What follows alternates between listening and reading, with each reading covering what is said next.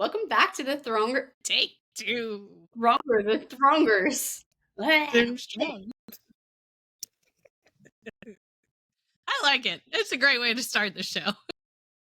All right, here we go. Let's go. Oh my gosh, I can't believe you just said that, Kaylee. Yeah, you can. Welcome back to the Stronger Thread. I'm Carly, and this is Kaylee. And we are going to focus today's episode. And I'm sorry, I also have to introduce Sophie. She's visiting with us today. Oh, Sophie, thanks. Sophie Ann. She's my lap dog, my therapy dog, or should I say?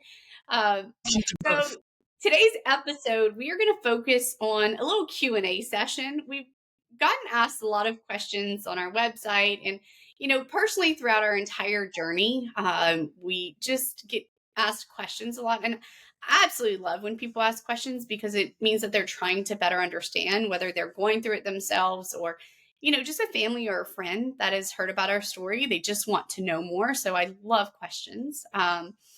So we are going to focus most of our questions today on the younger patients, especially those that may have kids, and how do they juggle their cancer journey, their treatments, and just talking with their kids about cancer. So that's where most of our questions will come from. So many people have the misconception that breast cancer is an older woman's disease. But that's not the case anymore. There are a lot more younger patients coming and getting diagnosed with breast cancer every single day. So breast cancer doesn't have a right time to show up. But whenever you're younger, especially in your 20s and 30s, like we were, it can be like especially jarring for you as a person, questioning your identity, questioning how you manage your career, your relationships, and even parenting. So that's what we're going to focus on. Three main topics today is how do you talk to your kids about breast cancer? Also, how do you manage the treatment and its side effects while parenting? And, navigating your own emotions while being the pillar of strength for your family. Most of the times people look at us for the answers, and you're just trying to stay afloat most days, especially while you're currently in treatment. So we're going to talk through all of those things. So Kaylee, I'll let you kick it off with our first question. All right. So first question we've got is pretty simple. It's, how do I explain my diagnosis to my young children without scaring them? And this is a valid question. I mean, kids don't understand a lot, but cancer is a word that's been thrown around pretty commonly, especially most popular movies. The mom usually dies of cancer, right? Like they like to take us out real quick. Like we're just What was the most recent I feel one? so attacked every Yes. time I see a movie. And they're like, "Oh, where's the mom? She died." Well, What was the most recent one though that just came out? The kids movie, and I was so attacked. Look, we went watch it, and 5 minutes in, you knew the mom died of cancer. And I looked over at my husband, and he's just in tears. I was too. I was following watching the show in the first 5 minutes. My husband didn't watch it, and I was like, "I'm so glad you missed it," because I was just crying, and he was like, "What is wrong with you?" And it's just, it's because it's unfortunately it's common enough, but it's great movie and plot material. Yeah. But I mean, I appreciated it because it gave me and the kids and my husband more opportunity to communicate about loss and grief and stuff like that. We also were able to joke about it because fortunately, I'm still here. So, but that was like, I looked over at Randy immediately. I'm like, I feel attacked right now. He's like, I know. But I mean, like, how do you explain to your child? I mean, both of us, our kids were so young whenever we were both diagnosed that fortunately we didn't have to do much explanation at that time. But now that they're older, we do talk about it, and the conversation's very comfortable and natural. Cancer is just another part of our lives at this point. But if our kids had been older when we were diagnosed, what would have been kind of a good way to not scare them, but still have them understand what's going on. Yeah, I think keeping it simple, education, and this speaks for everybody, not just for kids. Education, in my opinion, is key. So the more you know, the less scary something is. And to your point earlier, cancer has become such a norm. It used to be 1 in 8 women will get breast cancer within their lifetime. That stat has drastically changed. And you can even Google the stat of how many people in your lifetime will get cancer. So, um, I think we are going to start viewing cancer as just a chronic disease, and it's how do we better manage it because treatments have drastically come a long way. I know when I first got diagnosed, I in my head just saw this bald head, white skin, pale, sick person who was just throwing up constantly. And during my experience, I didn't experience a ton of that. Yes, I was bald, but I love being bald, as scary as it was, but I also wasn't as nauseous as I thought I was. So there was a lot of misconceptions that the movies show you or previous treatments because that was so, so outdated treatments. Nowadays, treatments have come such a long way that there's targeted therapies involved that the side effects are much more manageable than, straight chemo was and is even. Um, so for me, when it came down to my kids, like you mentioned, we our kids were very young. Pierce was 8, 9 months when I first got diagnosed, and Emerson was a year and a half. So they were very young, but I remember the day I shaved my head, I had a cap on my head and Emerson was playing with it and rubbing it. And I have a picture from that day. And, it was just so innocent. So keep it simple. Kids are resilient. They will rebound from most things in life, but you don't want to score them. You don't want to cause any unneeded anxiety based off of your diagnosis. So, one thing we did um, last well, almost 2 Junes now that I was re-diagnosed, when it came back is we read a book to them, and it's called, Cancer Party. We'll have the link for it in the notes, but, I loved how simple the book was, but how educational it was as well. So, it breaks down what cancer is, and it's just like a cancer party. It's a cell party. So, you have good cells in your body that are doing the job that they're supposed to be doing, and then you have bad cells that are basically having a party in your body, and those are cancer cells. And so cancer cells, the bad cells, are trying to make the good cells come to the dark side and start partying with them and not doing their job. And it breaks cancer down as to, cells just trying to keep having parties. But medicine helps bad cells die so the good cells can continue to do their jobs. So for us, now our kids think of, oh, mommy just has bad cells, but the medicine helps. And it's a very elementary way to talk about cancer. It also helps us keep it at the forefront of our conversations. It doesn't become our everyday conversation. But when mommy's not feeling good, Pierce says, oh, it's okay. Mom has bad cells. She just needs to rest. And it makes it a little bit more tangible for them to identify what's wrong with me. And it doesn't make them worried because they know that I'm on medicine and it helps. But it also, we're not hiding anything from them. And unfortunately, with my diagnosis, we always want to ensure that we're being honest with the kids. So if my bad cells start to come back and we have to change medicine, we talk to them about it. We don't hide anything, but we also don't try to scare them. So it has become part of their lifestyle now, but in the best way that we possibly can have it. So I know that Clover is getting to be an older, a little bit more mature. So how do you talk to her about it? Originally, I was diagnosed with thyroid cancer and she was 8 months old. So at that point, there wasn't much to say. And then she was 2 whenever I was diagnosed with breast cancer. And, we just talked about being sick and getting healthy and taking medicine. Now she's 10 going on 11 and we have real conversations. She's at a point now where everything's very scientific, but we're also very honest, like you said, that she knows what's going on. She knows I still go once a year and just check to make sure everything's okay.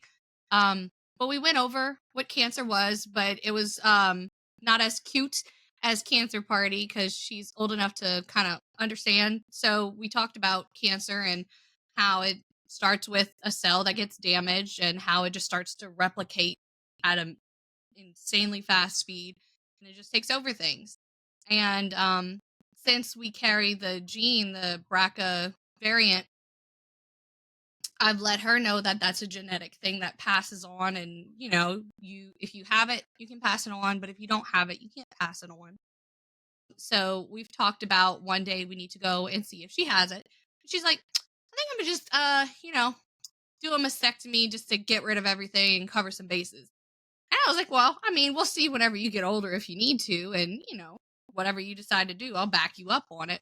So it's already very common and comfortable. Nothing's weird or like the rugs getting pulled out from under her because this has always been part of our lives. Her entire life has been cancer treatments, fixing things, getting better. So this is our norm. She's never known anything other. So it was very easy to keep that conversation going because we never kept anything from her. So I remember whenever she was little, whenever we were just playing, sometimes she'd want to be a doctor and she would want to perform a doctor surgery to get rid of the bad cells, the cancer cells. So she would be a surgeon, and she knew what a mastectomy was. It's just such a wild concept, but she's seen scars. She knows what they look like. She, poor baby doesn't have a concept of what a normal human adult body should look like. But she also knows, what healing looks like and what growing looks like. So she's very comfortable with all of everything that we go over. And so she's not afraid to ask questions. So she'll come up to me and tell me what's going on with her body or what questions she has about bodies because we've always kept these conversations open. So I have felt like that's been a benefit for us. Yeah, yeah. I think that constant communication is so important, no matter what you're going through, whether it's cancer or anything in life. Not trying to shelter your kids from it, but doing an age appropriate conversation to bring them in the loop and not hide anything from them, but have them be part of the journey because it does eventually become their journey. So, like you were saying, the gene, we pass this on to any of our kids. I want them to feel comfortable and not think of it instantly as a death threat, but to be very educated in what it is and also what it's not, and where to find resources on how to continually get the most updated information, and not look at sites that are not um, educational. Because there are a lot of sites out there that are exhausting if you look at it. They're very scary. One thing that I realized is after this last diagnosis, when I was diagnosed with stage 4 cancer, I was looking up life expectancy for stage 4 cancer patients. And I'm like, oh gosh, I'm dying. I'm instantly dying. I'm dying tomorrow. I won't be Oh here. no. Do all of these things. But in reality, it's not. Like I said, it's more of a chronic disease that we're going to manage, and we're going to manage for as long as we possibly can. And I am still very much alive. I'm still very much alive. And it's been almost 2 years since that stage 4 diagnosis. Um, you know, and we're still able to manage it, and I can have a very normal lifestyle, and so can my kids. And that's the important part, is it's all about your attitude and how you live, and that's going to play into your kids understanding of cancer and what you're going through. So if you can handle as a parent your emotions, and you can figure out your new norm, the faster they will as well. So our next question is actually coming from one of our followers. She's a 34-year-old newly diagnosed breast cancer mom. Her name's Emily. She's a mom of two. And one of the questions she asks is, how does she manage parenting when she's just so exhausted from chemo? Do you want to start with that one, Kaylee? Sure. one of the things that really helped me, especially because I was a new mom and, starting things off, I leaned heavily on the village that I had. And luckily, I had a village to lean on. So that was a huge benefit. We actually have two sets of grandmas on one side for that sounds weird. So our mom is honey to all of our children, and my godmother, my aunt, my dad's sister, um, is we call her Square because she's godmother times two to my children because she stepped in immediately and actually was there for all of Clover and Rowan's everything. My kids didn't know that I wasn't present as I was traveling back and forth from Louisiana to Texas to get treatments. Yeah, I mean, I was carrying Rowan, but Clover pretty much got spoiled rotten between Honey and Square because they had her back to back. That way, my husband could continue to work. He didn't have to take off, because between daycare and work and everything, you needed somebody for the afternoon. So Clover got so much extra love and help, and we were able to continue with life, especially because I had to stop teaching for almost 6 months because just it wasn't feasible to keep driving back and forth all the time with everything. So we had a lot of help in the aspect of your village. Another thing that really helped was, pacing myself. I knew how much energy I had and how much I did not have. Especially, I had an allergic reaction to the Taxol, so they would give me the Benadryl IV before the treatments. So I was in a coma like the entire day. I would get my infusions because I just couldn't stay awake long enough with everything. So on Fridays, because it was a weekly chemo on Fridays, I would go and I would get my little chemo over there and I'd take a nap over there. I'd drive home and I'd take a nap back at home. So Fridays, Clover would hang out a little bit more with Honey or Square, and I would, recover for the day. And then I would get my energy back for the weekend and be mom again and be present. But, you have to budget your energy.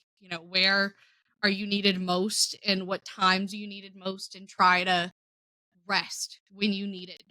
Don't push yourself because you want to heal properly and you want to recover, especially if you have kids. You want to be there for when they need you. So take the time and recover if you're able to do that. And um I guess another thing would be to kind of these are good opportunities for your kids to learn a little bit of independence.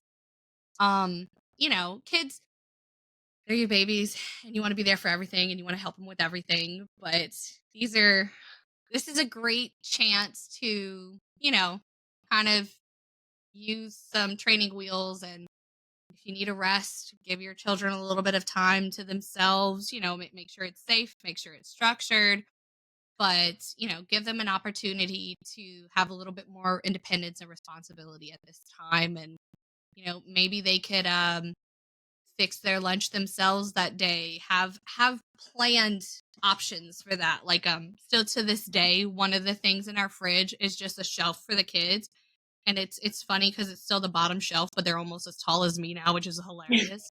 But it's help yourself stuff. So anytime, even now, that they want something but I'm not available to help them with it, they know what they're allowed to interact with, what they're allowed to fix, and they know not to touch like the toaster or the microwave or anything. So Yeah. you give them opportunities, just like at school. You have little workstations or whatever. Give them chances to do some things on their own in a safe way, and that way it kind of helps you take some of the load off of yourself so you can prioritize more important things. And it gives your kids a chance to learn some of that independence, but like I said, in a safe and structured way. You got to get creative, and everybody's home environment's different. Yeah, I mean, it's the first step too, especially, Emily, like I understand how exhausting it is. A mom of two in and of itself is a lot. Um, you're handling mom guilt even on a regular basis, not being a breast cancer patient. But when you think about everything that comes with the diagnosis, the treatment, and then put parenting on top of that, it becomes almost overwhelming. And you're just trying to stay afloat, taking care of yourself. And oh, by the way, you still have to take care of two kids, probably the household, manage your career, and keep your relationship with your significant other intact. It's a lot. So give yourself some space just to say, it's okay. These are my priorities. I love that you said that. So set your priorities of what matters and what needs to happen for you to feel whole as a person, as a mom, and as a patient. And as a significant other as well. So what are the top three focuses that you just want to hold intact? Now, keep in mind that your new norm is going to look different. And the faster you accept that your life before your breast cancer diagnosis is out the window and your norm is going to change, I think the easier it is to say, okay, let's start planning what's next in life because there is a lot of what's next in life. Just because you have a cancer diagnosis doesn't mean it's the end of the world. But to start to think through like what are the possibilities going forward and how can my life look. It may not be what I had planned, especially in the next 6 months to a year or 2 years, whatever that treatment looks like, but you still can have a sense of norm and you still can hit those main things that you need to hit as a parent and as a mom. So, one, give room for yourself to have forgiveness. I love that you said lean on your village, Kaylee, because it does. It takes a village. Make sure you have that support system and you know when you need to ask for help. I, for one, am a very independent person, so I am a little bit different from how you went through cancer. I think I've told you guys multiple times I wouldn't even have told people if it wasn't for me losing my hair. And that's basically because I just feel like I have to do things for myself and I don't want to put people out. But when you're going through cancer, you're going to need help, whether it just be somebody to bring you to and from treatment, because like Kaylee said, the pre-meds that they use, typically whenever you're going through chemo, they're going to hit you with Benadryl and a steroid to prevent from those allergic reactions. And so you're not going to know if you want to sleep or you want to like go crazy from the steroid. So Just scratch your eyes out. there's a lot of emotional things that you can't control and you just have to say, okay, yep, this is the medicine talking. It's not me physically or mentally going crazy. It's the medicine. Um, and then, so have somebody there with you through that treatment is always a good thing to have. Like Kaylee said, even having space for family to come in and help with your kids, that may also give them a different outlet. Because if you're tired and you're still trying to manage through that with them, you're not giving them your all. And somebody else can help and step up and be that person for you when you need it. So that village is going to be huge for you. Um, so just take one day at a time and that will come. Some days you're going to be more exhausted than others. And you're going to learn the cycle of when you get your treatment as to which day or days that might look like. There's a new study that's coming out, and they're doing more studies around exercise while going through chemo. And one of the studies is that they're focusing on is, doing exercise 30 minutes prior to getting chemo. And you always want to partner with your doctor to make sure that's a thing. Like that's a good thing for you. But this study is showing results as it's helping chemo be more productive to the cancer cells and more targeted to the cancer cells. And they're having really good outcomes from this. And the exercise prior to getting chemo is helping people maintain their sense of energy throughout the entire treatment. So definitely do some research on the benefits of exercise and how diet can also play with maintaining that energy level, because those are things that help maintain and help you prevent being that overly exhausted parent or just person going through treatment. I Do you have know any? exercise helped me a lot. I know cuz like you said, I didn't really experience the constant nausea and all the horror stories you hear with chemo. But working out and diet did play a heavy part in I think my experience as well. I know my our cousin Carly, who also named Carly, not coincidence. She was my pregnancy buddy because she was actually our sons were born 2 weeks apart, and so we actually got to carry our sons together. Like, so she and I would actually go meet up at the gym and we would just walk. And it was so funny because we would be big and pregnant, and I would have like my fanny pack of my chemo on my big pregnant belly, and I was bald. And it was the funniest. But she was amazing in making sure to get me to get out of the house and go get chemo because otherwise, I'm not very intrinsically motivated with stuff like that. But she pushed me and she was there for a lot of that too. So I think that made a big difference of just moving and getting up and not staying in one place and bed rotting as because I could bed rot all day if you let me. So having people like that in my corner was phenomenal.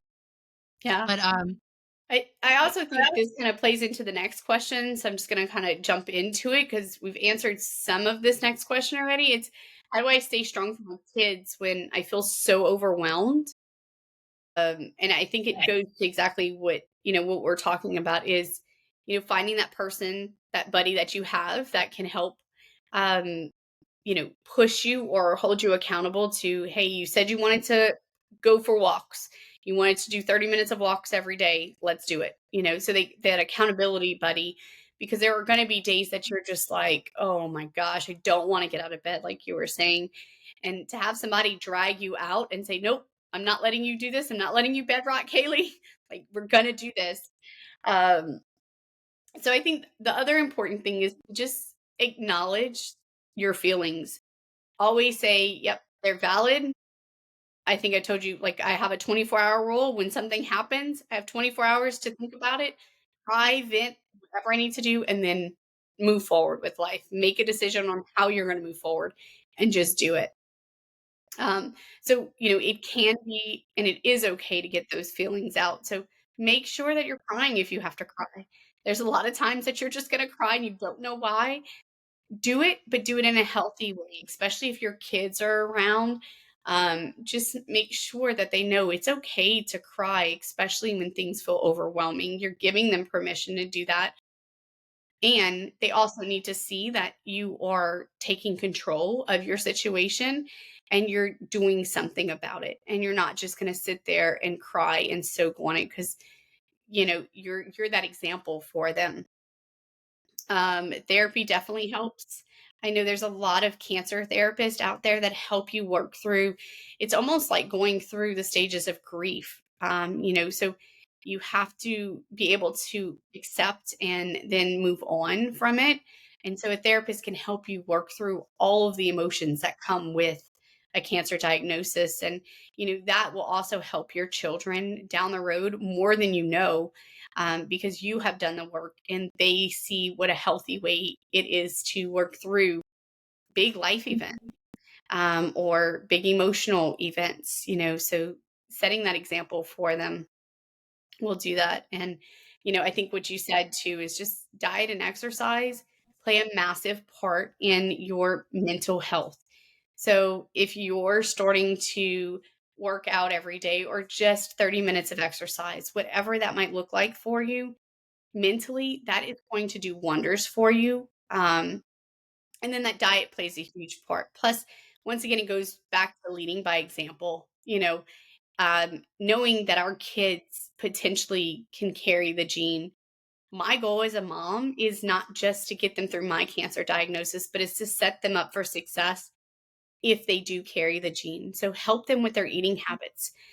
There's a ton of research now showing that eating certain veggies, eating certain fruit, working out, all of these things can impact as to what happens in their body, whether or not they have the gene as in regards to future diagnosis for them. So if in a way we can try to turn the gene off with how they eat now as a kid, and they continue that eating style as an adult, like, can we have some kind of impact on that gene? Who knows? But yeah, so you have anything to add for that, Kaylee? We love antioxidants in this house. We'll point out, ooh, blueberries. These are the good ones. Or broccoli. Although broccoli has to be smothered in cheese in this family. But promoting healthy eating. Find what the kids are willing to eat. Point out, hey, did you know this could do that? And kids are cool. They like to know stuff. So Yep. make it educational. Yep. I do want to point out a lot of our followers. I know we just said lean heavily on a village, but we're also aware not everybody has a village to lean on. And I want to encourage you to find resources in your area if you don't have that village, because they do have resources. You just have to find them. They have assistance for childcare. They have assistance for medical things. I know American Cancer Society, they actually helped cover a lot of hotel stays for Mhm. me when I went through treatment. So, find charities and assistance in that area, and don't be afraid to ask for help, especially if you don't have that village like we were so fortunate to have. Because it's important. Even if you're on your own, you still get what you need, and you got to find what can help you out there. And maybe we can help find some stuff for you too. Maybe we can do some research and see what kind of stuff can help. But American Cancer Society and Miles Perret were amazing in in my neck of the woods in Louisiana. They were phenomenal. Yep. Yep. Dun, dun, dun, dun. Rapid fire round. Rapid fire. All right, so let's do a couple quick lightning round questions. These are just, questions that don't take as much in-depth response, but we're also pretty popular with our readers as well. So Like a theme song for lightning round. Like it should be. let me see what we got. Is it working? Oh, I like this one. You're trying to find music. Okay, I'll wait. Oh, you're hearing it or no? No, I I can't tell. don't hear it. What does this sound do?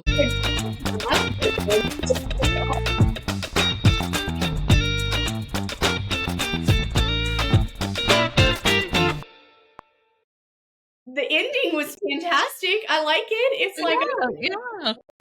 okay, I nice. think we definitely have to be careful with sounds as far as pirate rights and Piracy. stuff. Piracy. Piracy.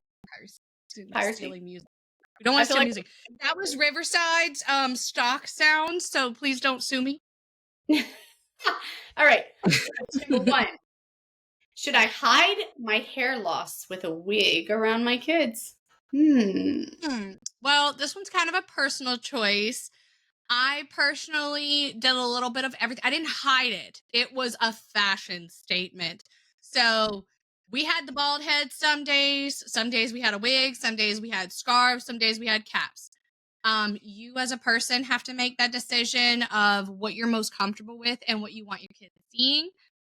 And you just have to either decide, is this something we want to normalize or not? I would encourage you, like we've been saying, keep an open and honest conversation. Yeah, Oh, sorry. Oh no, this is rapid fire. Go. Okay, next. Rapid fire. Question number 2. How do I manage school events when I'm immunocompromised?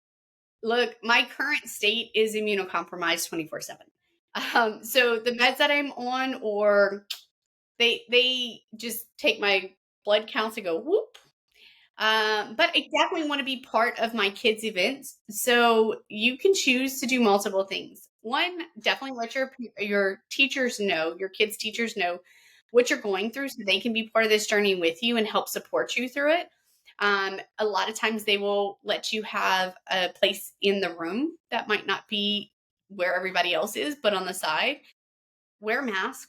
Masks definitely help, and keep hands washed. Try not to touch anybody, but keep hand sanitizer on you 24/7. They're definitely doable to be there for those important moments. Just make sure you have boundaries in place to protect yourself. Question number 3. What is the best way to celebrate milestones like finishing your first chemo or like a cancer anniversary with your kids? Well, in our house, we underplay the hell out of it.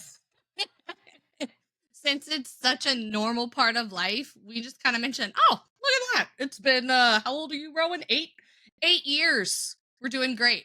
Now if you wanted something a little more significant, you want to make it a big deal, have like a mommy's brave night. Go out and celebrate. Have like a nice little fun time with you and the fam. Or what was it when I was 5 years out? Y'all surprised me with a cake. I thought that was really Yep. cool.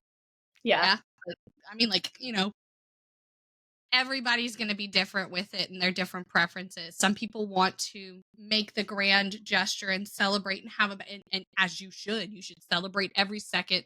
That's why I celebrate the gray hairs. I know my hair is always going to be a different color when you see this. I don't touch the grays. The grays stay because that is a success story for me.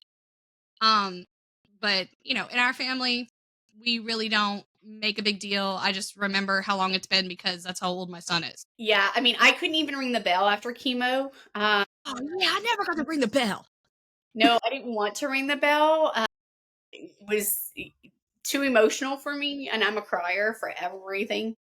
So didn't even want to ring the bell. But yeah, everybody is going to be drastically different. So do something that makes you feel excited, whether it's something for you personally or, if you want to bring your kids involved, just make it your own. So that was a fun rapid round. And I think we're at the end of our question and answers, but we're always open to any types of questions. So feel free to message us. You can go on our socials as well, and reach out to us directly if you have any other questions that you want answered. So, to all of the parents and caregivers listening, or whether you're a patient yourself, you're stronger than you think.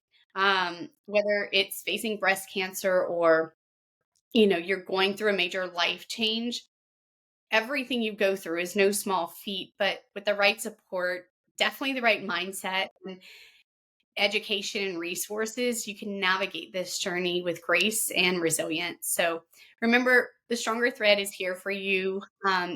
If today's episode resonated with you, please share it with someone who might need to hear it. And as always, keep sending your questions in and we'll tackle them in the future.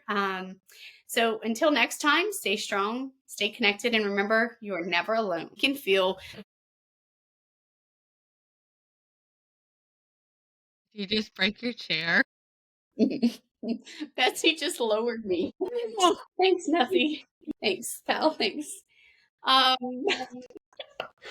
I'm done. let's have a take. Bye.